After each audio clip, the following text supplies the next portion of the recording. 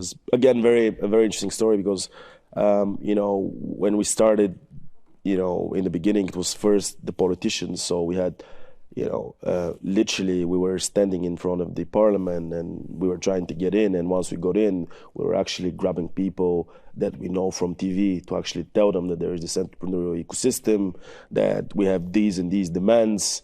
We've managed to collect this notorious 99 pages PDF from our 30 members in the beginning. We had 99 pages of, you know, suggestions and propositions, and we were like showing the PDF like it was the Bible, you know, going to people, you know, this is important, you have to read this. And at the beginning, politicians were like, who the hell are these guys?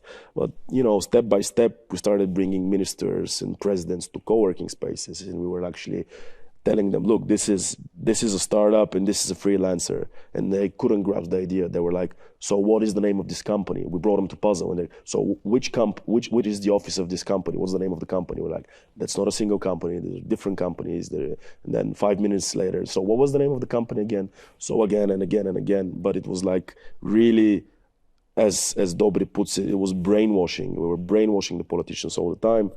And then we realized that really we can't do this on the side. It has to be a full-time job. If we want to take it somewhere, we have to, you know, start paying ourselves something for these efforts. So in the beginning, it was like literally no membership fee. We wanted to make it like transparent, so it was based on crowdfunding. We did this creative campaign where people donated small amounts.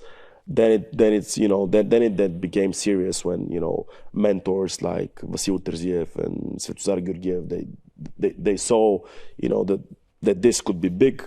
By the way, the first time we went to talk to Vasil, we were coming out of the parliament. I know this story. Yeah, and we were like suited up and, you know, going to Campus X where his office is, and he was like.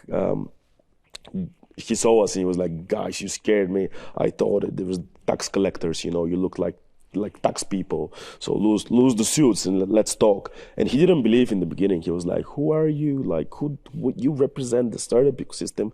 Fuck off. I mean, just piss off.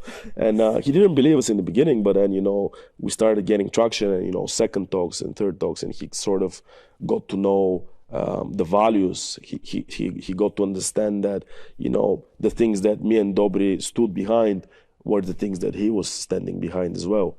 So we started collecting membership fee, and it was literally, we need to, you know, we're doing 8 to 10 membership onboarding meetings per day, and an average meeting was around an hour and a half. And I remember, you know, the first days I was talking like we were talking now, and I could see myself from here. It was the 8th meeting of the day. We were traveling all over Sofia in traffic, and it was like 7 p.m. and I was doing this since 9, and it was like day 35 of doing that. And it was very hard work and very, very, you know, very entrepreneurial in a way. Validating our existence, validating that someone is willing to actually pay for that, and then, you know, having the MPs and the ministers believing that this is a narrative that it is beneficial for them as politicians, but is also beneficial for the country as well. So just to make